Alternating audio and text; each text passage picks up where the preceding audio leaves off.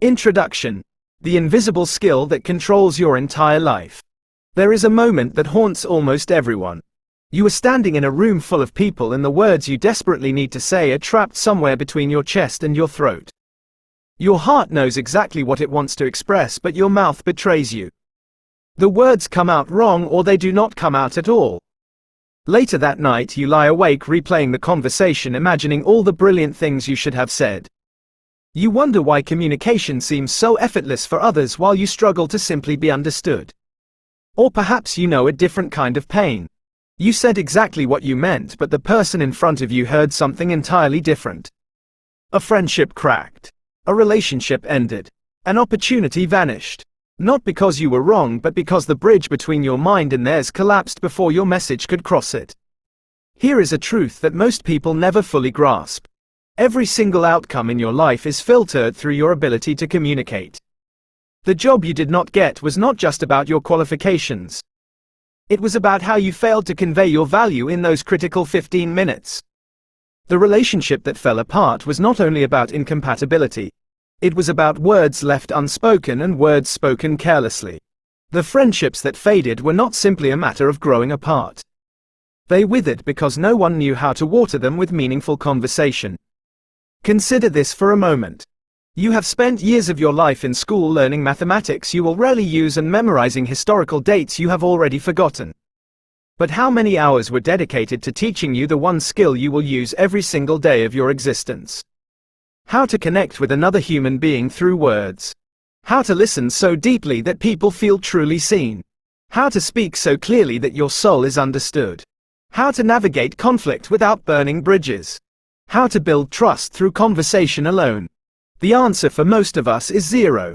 We were thrown into the ocean of human interaction and expected to swim. Some of us learned to float. Some of us are still drowning. What makes this even more devastating is that poor communication does not announce itself. It works silently. It disguises itself as bad luck or other people being difficult or life simply not working out. You do not realize that the promotion went to someone less talented but more articulate. You do not see that your partner left not because they stopped loving you but because they felt chronically unheard. You do not notice that people avoid deep conversations with you because you unknowingly make them feel judged or dismissed. Communication is not just about talking. It is about being experienced by another person. It is about creating a space where two separate minds can meet and genuinely understand each other. This is not a soft skill. This is the master skill. Everything else you achieve or fail to achieve passes through this gateway.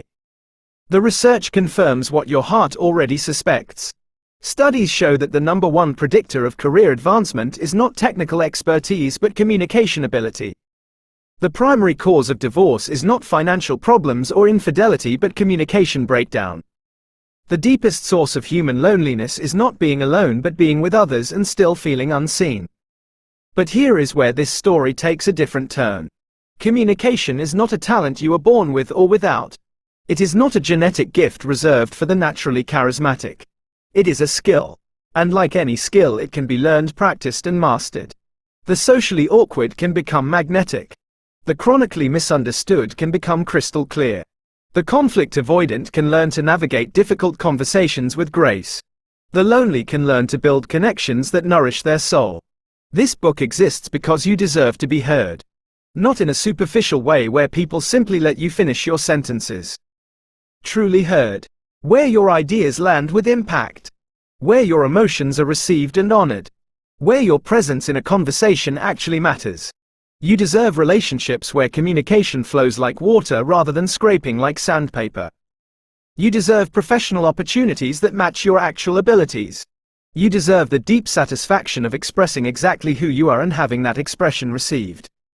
What you are about to learn is not a collection of clever tricks to manipulate others into liking you. This is not about becoming a smoother talker or winning arguments.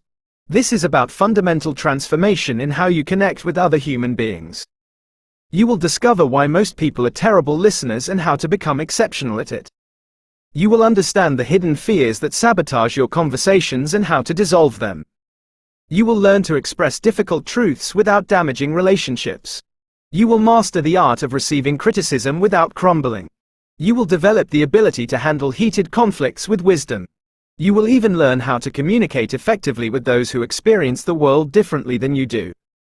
Each chapter builds upon the last. Each insight connects to create a complete architecture of communication mastery. By the time you finish, you will not simply know more about communication. You will be a different communicator. The person who once struggled to find the right words will speak with quiet confidence. The person who dreaded difficult conversations will approach them as opportunities. The person who felt invisible in social situations will become someone others are drawn to. This transformation does not happen because you memorize techniques. It happens because you understand at a deep level how human connection actually works. Once you see the invisible machinery behind every conversation, you cannot unsee it. You begin to notice what you never noticed before. You start making choices you never knew you had. The fog lifts and suddenly the path is clear. So here is my invitation to you. Do not read this book passively. Read it as someone who has decided that their communication will never be the same. Read it as someone who refuses to let another opportunity slip away because the words would not come. Read it as someone who is ready to finally be understood. The skill that controls your entire life is about to become your greatest strength. Let us begin. Chapter 1. Listening, the lost art that changes everything. What if I told you that the most powerful thing you can do in any conversation is not speak at all? What if the secret to becoming a masterful communicator has nothing to do with finding the perfect words and everything to do with creating perfect silence within yourself so you can truly receive another person? Most people believe they are good listeners. They are wrong. Studies reveal a devastating truth. The average person retains only 25% of what they hear. That means 3/4 of every conversation you have ever had has evaporated from your memory. 3/4 of every story shared with you. 3/4 of every concern expressed by someone who trusted you enough to open up. Gone. And here is what makes this even more troubling. The other person can feel it. They may not consciously recognize that you have stopped listening, but something in them registers that they are speaking into a void. A small disconnection occurs. Trust erodes by a fraction. Intimacy retreats by a millimeter. And over time, these tiny erosions create canyons between people who genuinely care about each other. The communication expert Julian Treasure discovered that even when we think we are listening, we are only operating at about 60% capacity. Our minds wander to our own responses, our own problems, our own stories that their words have triggered. We are not listening to understand. We are listening to reply. There is an enormous difference. Think about the last conversation you had with someone you love. Can you remember exactly what they said? Can you recall the specific words they used? Can you remember the emotion behind those words? The slight hesitation before a difficult admission. The brightness that entered their voice when they spoke about something they care about. If you are honest with yourself, the answer is probably no. Not because you do not care, but because you were never taught how to truly listen. Here is why this matters beyond simply being polite. Every single conversation is an opportunity to learn something you did not know before. Every person you encounter carries experiences and insights that you lack. When you approach conversations with genuine curiosity, you are not just being a good listener. You are expanding your understanding of reality. The person in front of you might have knowledge that solves a problem you have been struggling with. They might have a perspective that shifts your entire worldview. They might offer wisdom that changes the trajectory of your life. But you will never access any of this if you are busy formulating your response while they speak. There is something even deeper here. You cannot find your mother's voice on the internet. You cannot Google the specific way your grandfather tells stories. You cannot download the unique rhythm of your best friend's laughter. These moments exist only in the present tense of real conversation. When you fail to listen, you are not just missing information. You are missing irreplaceable moments of human connection that will never come again. True listening requires you to become temporarily selfless. You must set aside your own agenda, your own need to be interesting, your own desire to share your own story. You must become genuinely more curious about their inner world than you are about expressing your own. This is harder than it sounds because our egos are constantly hungry for expression. But the paradox is beautiful. The less you focus on being interesting, the more interesting you become to others. People are magnetically drawn to those who make them feel genuinely heard. Now let me show you something that will change how you listen forever. There are different types of listening and each one serves a different purpose. Mastering these will make you more versatile in any conversation. The first type is critical listening. This is when you are analyzing and evaluating what you hear. Imagine a friend describing a new investment opportunity. As they explain the details, your mind is weighing the evidence, questioning assumptions, and testing the logic. You are not simply absorbing their words. You are actively processing them through your rational filters. This type of listening is essential when decisions need to be made and facts need to be verified. The second type is empathetic listening. This is when your primary goal is to understand the emotional experience of the speaker. Your friend tells you about a devastating breakup. They are not looking for you to solve anything. They need to feel that their pain is witnessed and validated. In empathetic listening, you are not thinking about what you would do in their situation. You are simply trying to feel what they feel. Your presence becomes a container that holds their emotions safely. The third type is reductive listening. This is highly focused listening where you extract specific actionable information. Think of a surgical nurse receiving rapid instructions during an operation. There is no room for interpretation or emotional processing. The goal is to capture precise information and act on it immediately. In daily life, you use this when someone gives you directions or technical instructions. The fourth type is expansive listening. This is when you are gathering broad contextual understanding of a complex situation. A friend is considering divorce and shares the history of their relationship, the legal complications, the impact on children, the financial implications. You are not just hearing individual facts. You are building a comprehensive picture of their entire situation. This differs from empathetic listening because the focus is more on understanding the full landscape than on emotional validation. The fifth type is passive listening. Sometimes people do not need you to engage actively at all. They simply need a witness. Your father wants to tell you about his glory days on the golf course. He does not need your analysis or your empathy.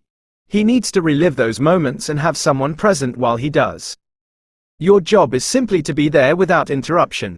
This might seem like the easiest type, but it requires genuine patience and the discipline to not redirect the conversation to yourself.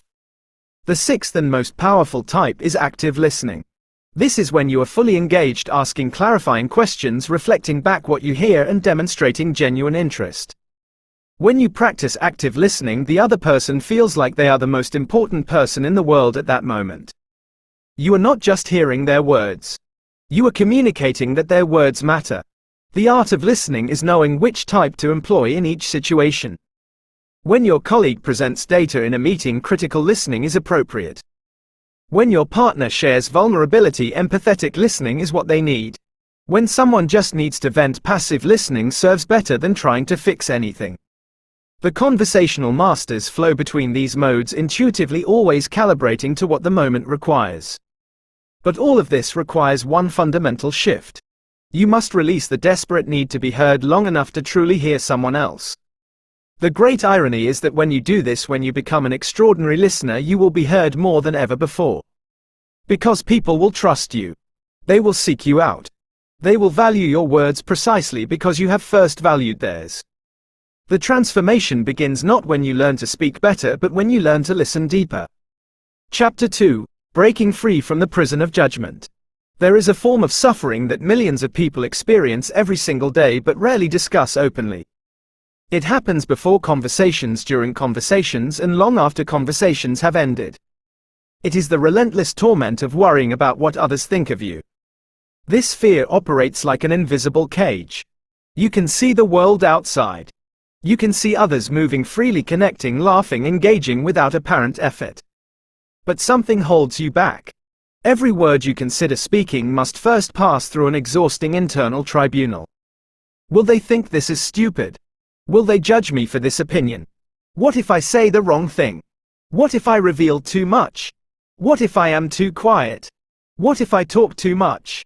For some people, this fear intensifies into what psychologists call social anxiety disorder. The symptoms can be severe. Panic attacks before social situations. Physical symptoms like sweating, trembling, and nausea. Complete avoidance of gatherings that most people consider normal. A pervasive sense of being watched, evaluated, and found lacking. But even if you have never experienced clinical anxiety, you know some version of this fear. It lives in the hesitation before you raise your hand in a meeting, in the sentences you start and then abandon, in the opinions you hold silently because voicing them feels too risky, in the authentic parts of yourself that remain hidden because exposure feels dangerous.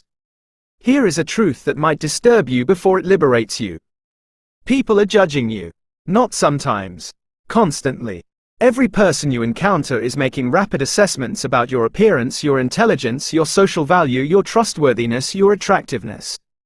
This is not cruelty. It is biology. Our brains evolved to make quick judgments about others as a survival mechanism. You do it too. Every time you meet someone new, your mind is running calculations you are barely aware of.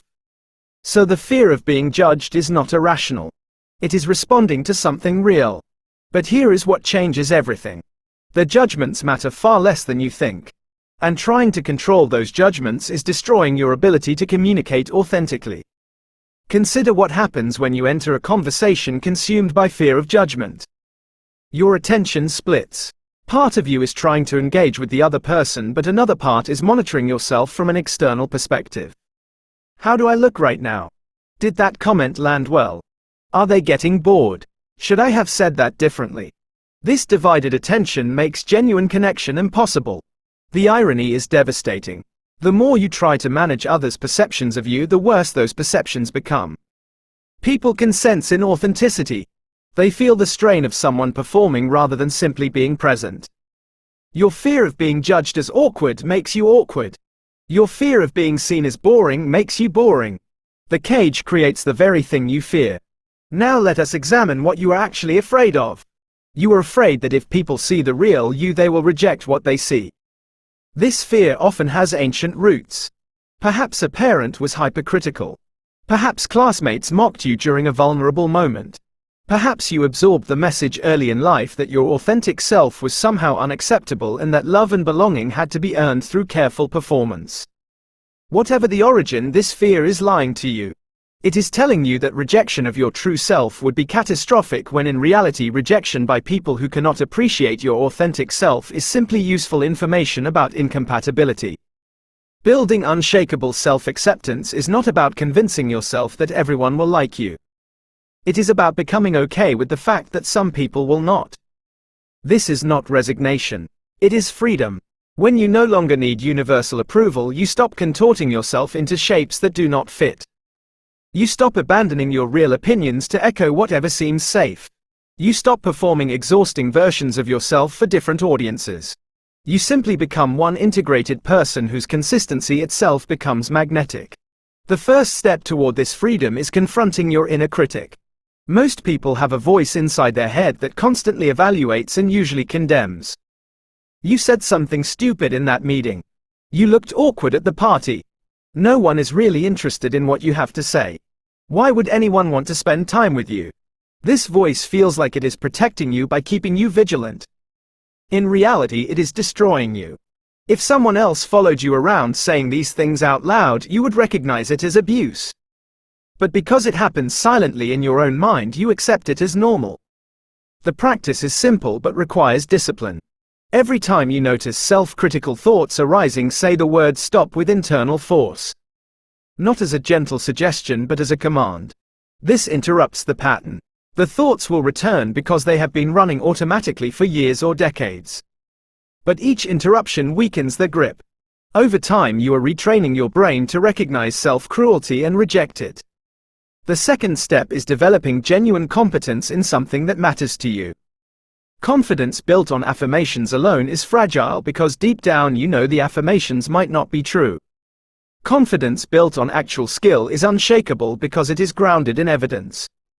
Learn to cook beautiful meals. Become proficient at a musical instrument. Develop expertise in a subject that fascinates you. Master a physical skill. When you know that you are genuinely capable at something, that capability radiates outward into all areas of your life. You also gain something valuable to contribute to conversations, which removes the desperate need to perform. The third step is understanding a psychological truth that could liberate you immediately. Other people are not thinking about you nearly as much as you imagine. Your embarrassing moment at the party. The others who witnessed it have likely already forgotten. They went home to their own lives, their own problems, their own embarrassing moments that keep them awake at night.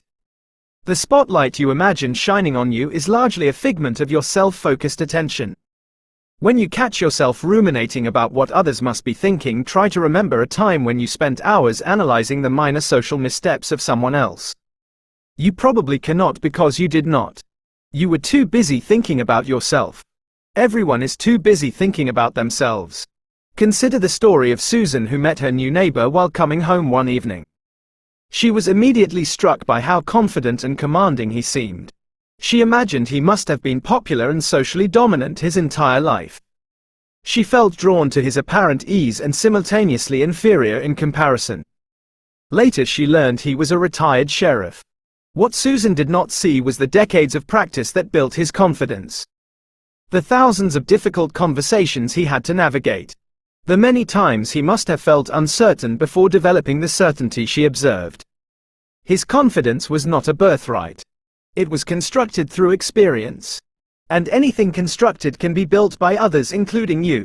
The final piece of liberation comes from reversing your attention. Instead of walking into situations wondering what others think of you, walk in curious about who they actually are. This sounds simple, but it creates a fundamental shift. When your attention moves outward, your self-consciousness naturally diminishes. You cannot be hyper-aware of yourself while genuinely fascinated by someone else. Ask questions that you actually want the answers to. Notice details about them that reveal who they are beneath the surface. Become genuinely interested in their experience of life. What you discover when you do this is profound.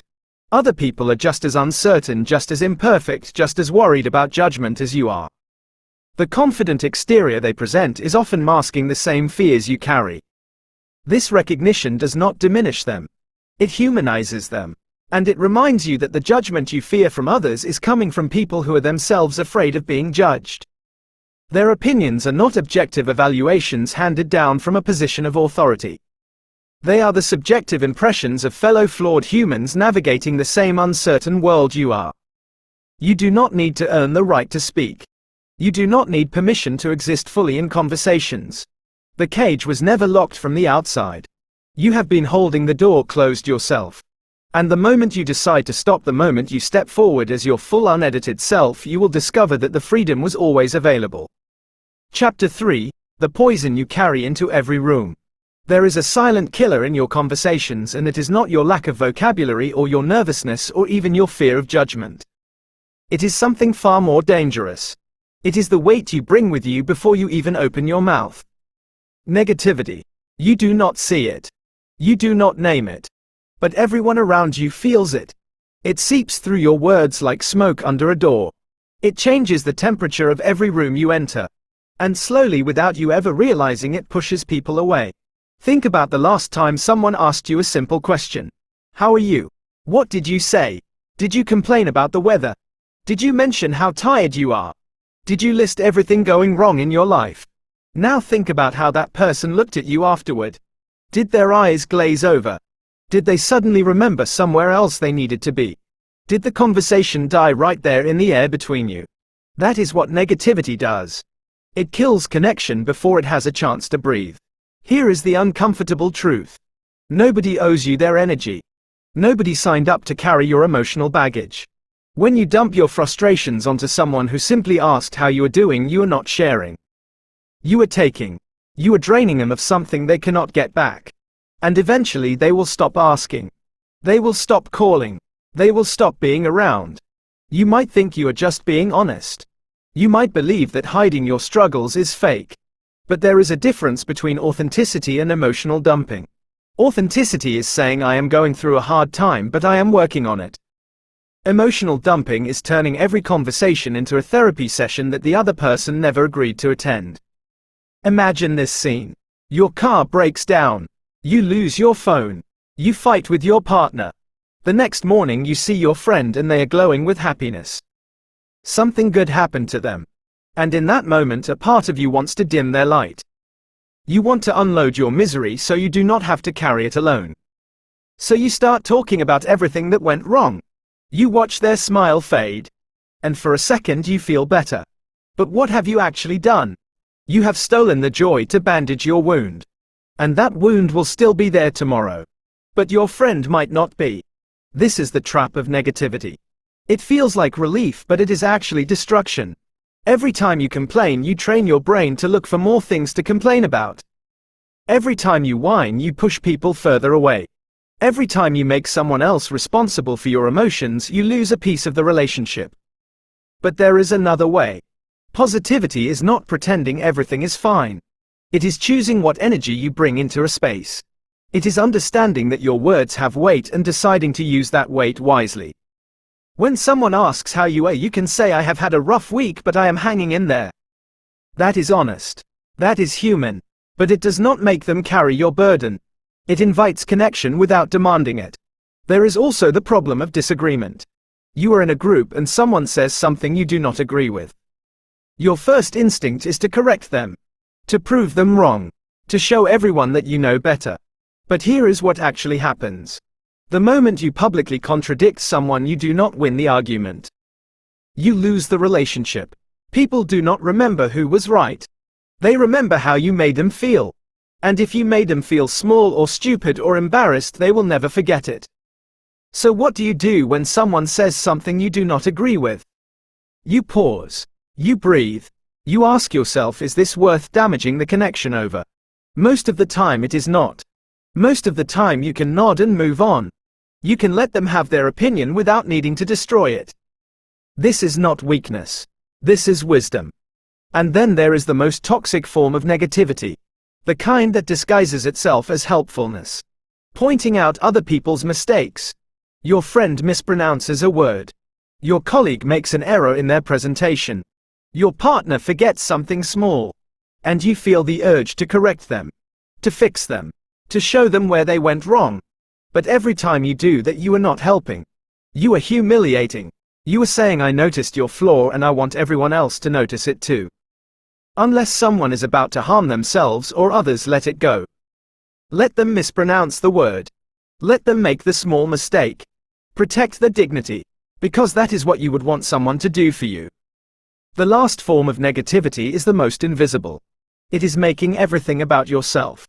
There was a man named Tom who went to visit his relatives. He met his cousin's partner Rob.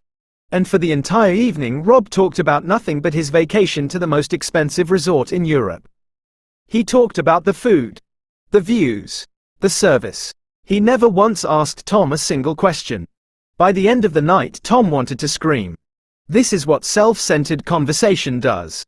It suffocates everyone in the room. It says, "My life is more interesting than yours. My experiences matter more. You are just here to listen to me." And people will tolerate it once, maybe twice, but eventually they will avoid you. They will make excuses. They will disappear. The antidote is simple but not easy. Ask questions. Show curiosity. Let other people be the center of the conversation sometimes. Not because you are being fake, but because real connection requires two people taking turns. It requires you to care about someone else's story as much as your own. Here is the truth that will change everything. The way you make people feel is the only thing they will remember about you. Not your achievements. Not your intelligence. Not your status. Just how they felt when they were with you. If they felt drained, they will leave. If they felt criticized, they will resent you. If they felt ignored, they will forget you. But if they felt lighter, if they felt heard, if they felt like you genuinely wanted to be there with them, they will come back. Again and again. And that is the foundation of every meaningful relationship you will ever have. So before your next conversation, ask yourself one question.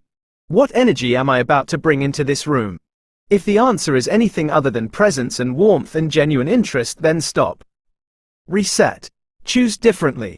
Because you are not just having a conversation. You are building or destroying a connection. And every single word counts. Chapter 4. Speaking your truth without drawing blood. You have something to say. You always have. A thought. An opinion. A belief that burns inside you. But somewhere along the way you learned that speaking up is dangerous. That honesty hurts. That if you say what you really think, you will lose people. So you stay quiet. You swallow your words. You smile and nod while something inside you dies a little. Or you go the other way. You explode. You say exactly what you think with no filter and watch the damage spread like fire. Neither path leads anywhere good. The silent version of you builds resentment. You become passive-aggressive. You say yes when you mean no. You agree when you want to scream. And eventually the people around you do not know who you really are because you have never shown them. The explosive version of you destroys trust. You might feel powerful in the moment, but words cannot be unspoken.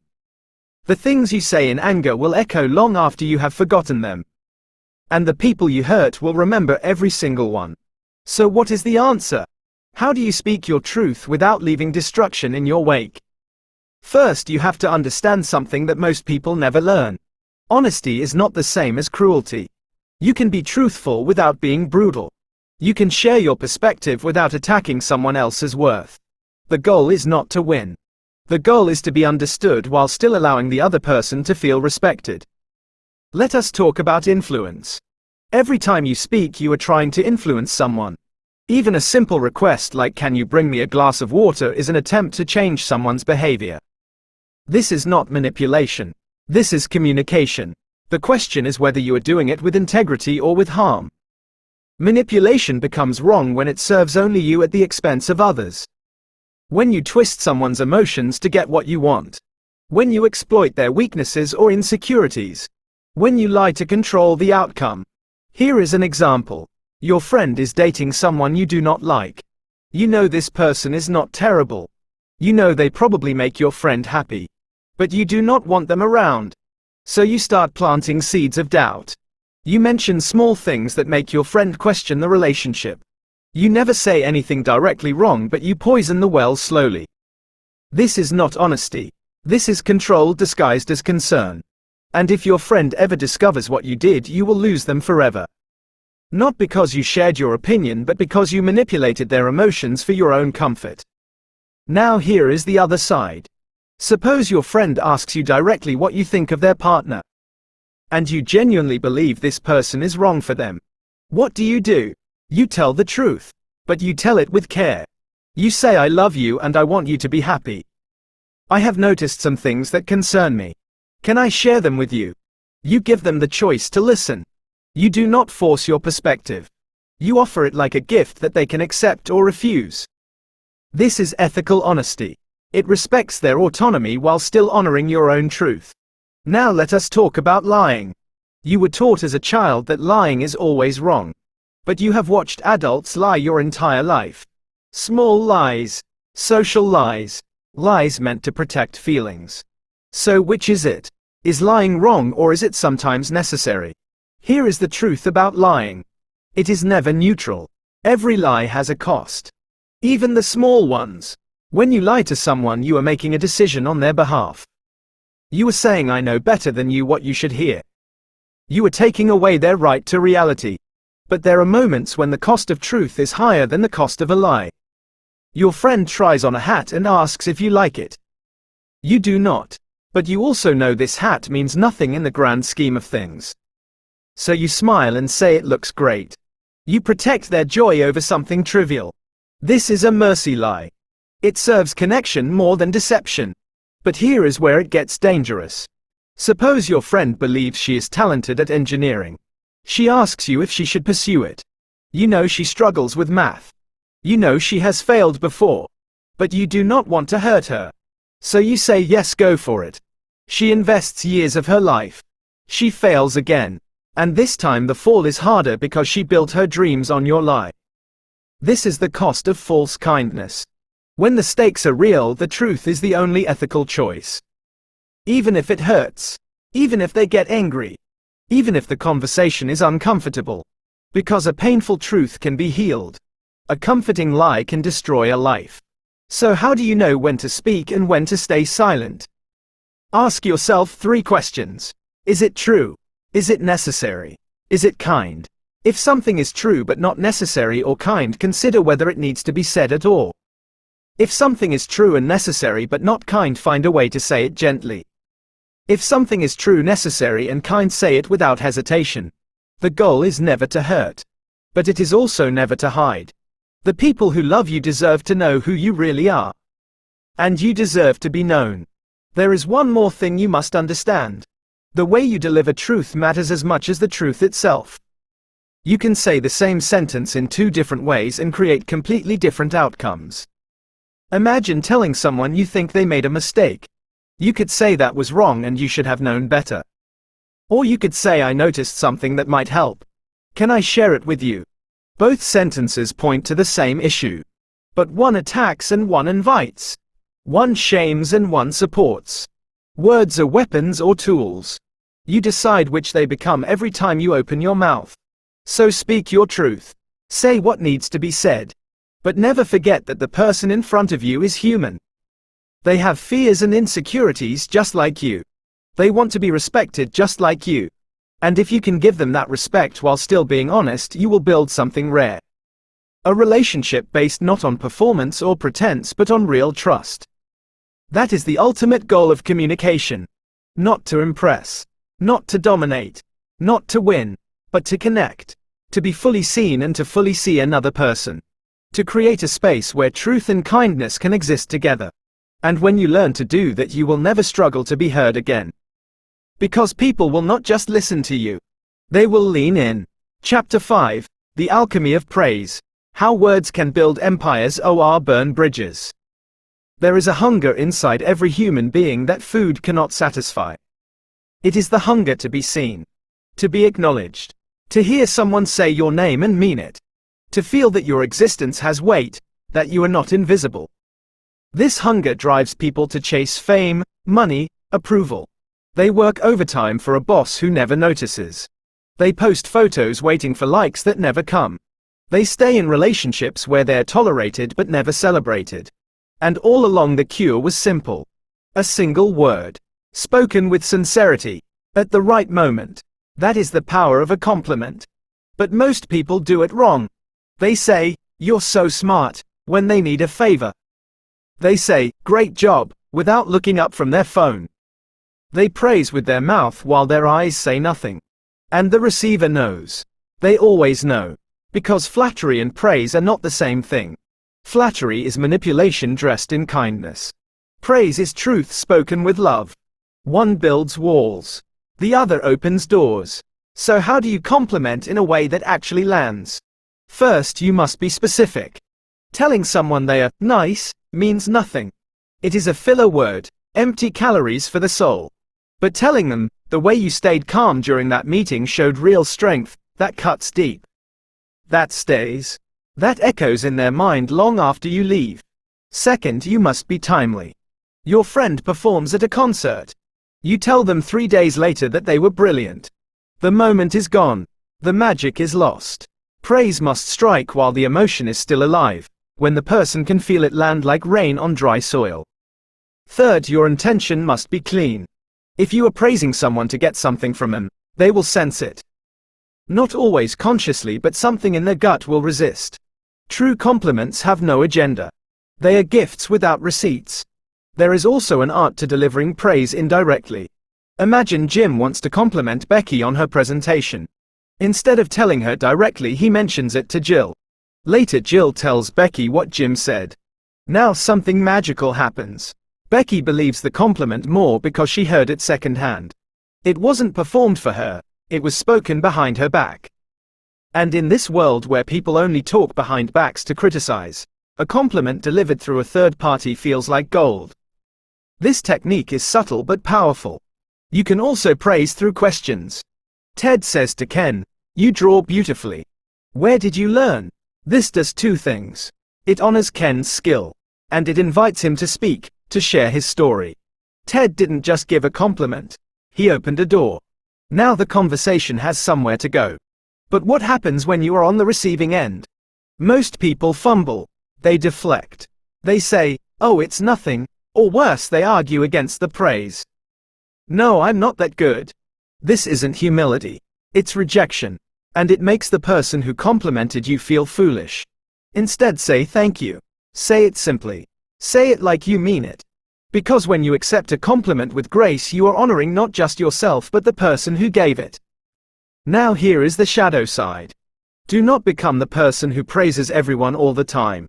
This cheapens the currency. If everything is amazing, then nothing is. If you compliment every drawing, every meal, every idea, people will stop believing you. They will hear your words as noise. Be the person who praises rarely, but when you do, it lands like lightning. Be the one whose approval means something. Because the rarest compliment from a discerning soul is worth more than 1,000 hollow cheers from a crowd. And remember this truth that most people forget. The people you admire, they become kinder to you. Not because they owe you, but because admiration creates a bond. When you see goodness in someone, you give them permission to show you more of it. Your words shape the people around you. So speak carefully. Because every time you praise someone, you are not just describing who they are. You are sculpting who they become. Chapter 6. The Fire and the Stillness. Mastering conflict without losing yourself. There will come a day when someone you love looks at you with fire in their eyes. Their words will cut. Their voice will rise. Everything in you will want to fight back, to defend yourself, to match their heat with yours. This is the moment that decides everything. Not whether you are right or wrong, but whether you are wise or reckless. Whether you will solve the problem or become part of it. Most people fail this test. They shout back. They interrupt. They dig up old wounds just to prove a point. And in the wreckage of the argument, they wonder why nothing ever gets resolved. Here is what they don't understand. Anger is not the enemy. Anger is just energy, a signal that something matters. The problem is not that people get angry. The problem is what they do with that fire. Sam came home one evening and found his wife Sarah furious. The moment he walked through the door, she began shouting, accusing him of things, pointing out every mistake he had ever made. Every cell in his body wanted to shout back. But he didn't. He stood still. He breathed. He listened. Not because he was weak, but because he understood something most people miss. When someone is on fire, you do not throw gasoline. You become water. Sam didn't argue. He didn't defend himself. He didn't raise his voice. He simply said, "I hear you. I'm sorry you're hurting. I want to fix this." And something shifted.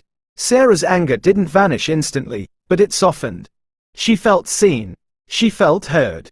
And slowly the fire burned down to smoke. This is the secret of handling conflict. You don't win by fighting.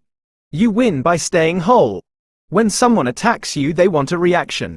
They want you to lose control so they feel justified in losing theirs. If you match their energy, you both fall into chaos. But if you stay calm, truly calm, not the fake kind that seethes underneath, you break the pattern. You become the anchor in the storm. Here is what you do. First, do not raise your voice. The moment you shout, you lose. Not the argument, but your power. A quiet voice in a loud room commands more attention than screaming ever could. Second, do not dig up the past. This is called stockpiling, when people bring up old mistakes just to hurt you. It's a trap. They want to pull you off balance. Don't take the bait. Focus only on the present issue. Third, ask questions instead of making accusations. Diane Gottsman, an etiquette expert, says the best way to disarm a rude comment is to ask, "What did you mean by that?" Or, "Why do you feel that way?" This does something powerful. It forces the other person to think, not just react. It shifts them from attack mode to reflection mode. And often they realize they were speaking from pain, not reason. Fourth, know when to apologize, even if you are not fully wrong. Saying, "I'm sorry this hurt you," is not admitting defeat. It's acknowledging the other person's experience. And sometimes that acknowledgement is all they needed. If your dog dug up your neighbor's garden, don't wait for them to demand justice. Offer to fix it. Offer to pay. Show them you care about the relationship more than your pride. But what about insults? Steve Dinkin, president of National Conflict Resolution, says this: "Some insults are not worth your energy." Maybe the person was having a terrible day. Maybe they didn't mean it. Let the small things go. Save your fight for what truly matters. However, if someone continually disrespects you, speak up. Tell them clearly that their behavior is unacceptable. You don't need to shout. You don't need to insult them back. Just state your boundary with calm certainty. "If you continue speaking to me this way, I will end this conversation." That's it. No drama. No threats. Just truth. Because boundaries are not walls. They are gates. They tell people how to enter your life, not that they are unwelcome. In meetings, the same rules apply. When two colleagues argue, the wise manager doesn't pick sides. They redirect. They summarize the issue. They remind everyone why they are there. They ask questions to pull the conversation back to the point. You can do the same in any heated discussion. Become the one who says, "Let's focus on the real problem." Become the one who pauses before reacting. Become the one who people trust to stay calm when everything is falling apart. Because in a world full of fire, stillness is power. And when the dust settles, when the shouting stops, people will remember how you made them feel. Not whether you won, but whether you stayed human. Chapter 7, The Silent World, Bridging the Gap Between Sound and Silence. There is a loneliness that most people will never understand. It is not the loneliness of being alone in a room.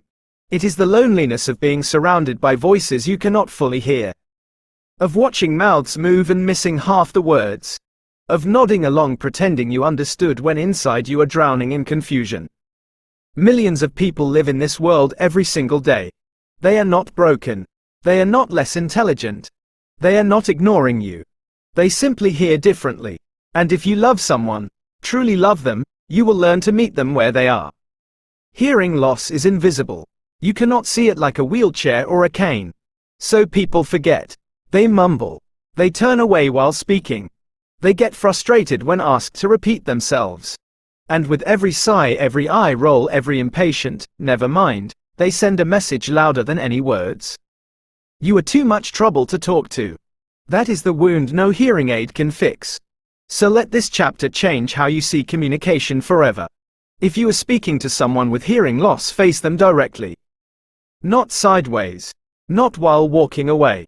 Look into their eyes. Let them see your lips move. Many people with hearing difficulties rely on lip reading even if they are not fully deaf. Your mouth is a second voice. Do not cover it. Do not mumble into your chest. Speak slowly but not painfully slow. Speak clearly but do not shout. Shouting distorts sound. It twists words into noise. A calm, steady pace with natural pauses. That is the rhythm of understanding. Ask which ear hears better. This one question can transform an entire conversation. Position yourself on their stronger side. It costs you nothing, but it gives them everything. If you are in a group conversation, the challenge multiplies. Voices overlap. People interrupt. Someone with hearing loss cannot follow who is speaking. So create a system. Hold an object, a pen, a small ball, anything, and pass it to whoever talks. This visual cue says, "This is the speaker now." It sounds simple because it is. And it works. When they misunderstand, do not blame them. Do not say, "I already told you," with frustration in your voice. Take responsibility. Say, "Let me say that differently," or, "I wasn't clear." This small shift protects their dignity. It tells them they are not a burden, they are worth the effort. And understand this truth about hearing aids. They do not restore normal hearing. They amplify sound. Every sound. The conversation in front of you and the traffic outside. The voice of your friend and the clatter of dishes. For someone wearing a hearing aid, the world is not quieter, it is louder and more chaotic. So do not assume the device solves everything. Your patience is still required. Your awareness is still needed. Now imagine you are the one with hearing loss. Do not hide it. Do not pretend you understood when you didn't. That road leads to isolation. Speak up. Say, "I hear better from my left side." Say, "Can you slow down a bit?" Say, "I missed that. Could you say it again?" This is not weakness. This is wisdom. You are teaching people how to love you.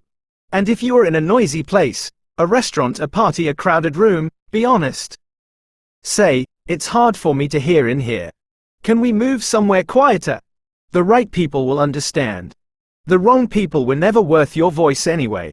Here is the deeper truth beneath all of this. Communication is not about sound. It is about intention. Two people who cannot hear a single word can still understand each other perfectly. Through eyes, through touch, through presence. And two people with perfect hearing can sit in the same room and be strangers. So whether you hear fully or partially or not at all, the question remains the same. Are you truly trying to connect? Or are you just making noise? Because connection is not found in volume. It is found in the willingness to meet another soul exactly where they stand. And that, more than any word, is the essence of communication. The closing. Your voice is your legacy. Now use it. You have traveled far to reach this page. You have walked through the art of listening, learning that silence is not emptiness but presence. You have faced the fear of judgment and discovered that the only opinion that truly chains you is your own. You have seen how negativity poisons conversations and how positivity is not naivety but resistance against despair. You have learned to speak truth without cruelty, to praise without manipulation, to stand in the fire of conflict without losing your soul. And you have understood that communication is not about perfect hearing, it is about perfect intention. But knowledge without action is just noise. So now comes the real question. What will you do tomorrow? Will you listen to your partner, truly listen, without planning your reply? Will you compliment a stranger and mean it? Will you stay calm the next time someone raises their voice at you? Will you reach out to the friend you've been avoiding because the conversation feels too hard?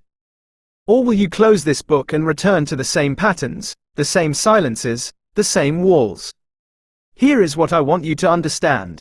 Your voice is not just sound. It is sculpture. Every word you speak carves something into the world. A relationship, a memory, a wound, a healing. You are not powerless. You never were. The shy child who couldn't speak up, they are still inside you. But so is the person you are becoming. The one who listens deeply. The one who speaks with courage. The one who transforms conflict into connection. You learn to walk by falling. You learn to read by stumbling over letters. And you will learn to communicate by failing, by saying the wrong thing, by hurting people you love, and then by trying again. That is not weakness. That is the price of growth. So do not wait until you are perfect. Do not wait until you have memorized every technique. Start now. Start messy. Start human. Because the world does not need more people who speak perfectly. It needs people who speak honestly. It needs people who listen without agenda. It needs people who can sit with another's pain and not run away. It needs you. Not the polished version you think you should be. The real one. The one who is afraid but speaks anyway. The one who has been silenced but refuses to stay quiet. The one who knows that every conversation is a chance, a tiny miracle, to be seen and to see another. This is your invitation. Not to become a great communicator, but to become a great human. One word at a time. One conversation at a time. One brave, terrifying, beautiful moment of truth at a time. The world is waiting. And your voice, your real voice, is ready. Now go, speak, listen, connect, and never forget. The most powerful thing you will ever do is make someone feel heard. That is your gift. That is your legacy. That is the beginning of everything.